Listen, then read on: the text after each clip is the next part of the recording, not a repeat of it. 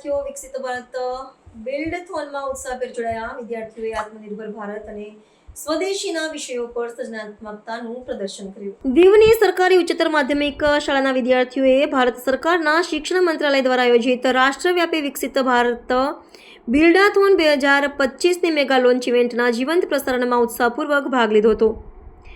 આ કાર્યક્રમનો ઉદ્દેશ્ય ધોરણ 6 થી 12ના વિદ્યાર્થીઓમાં નવીનતા, સર્જનાત્મકતા અને સમસ્યા નિરાકરણની ક્ષમતા વિકસાવવાનો છે, જે રાષ્ટ્રીય શિક્ષણ નીતિના વ્યવહારુ શિક્ષણના આશય સાથે સુસંગત છે.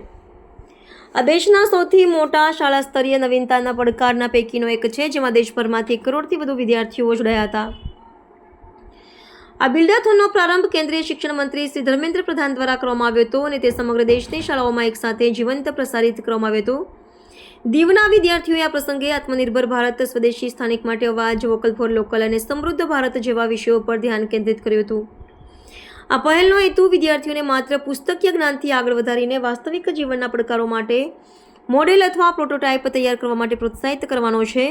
આ જીવંત પ્રસારણમાં જોડાઈને વિદ્યાર્થીઓએ શિક્ષણ દ્વારા રાષ્ટ્રના વિકાસમાં યોગદાન આપવાનો ઉત્સાહ વ્યક્ત કર્યો હતો.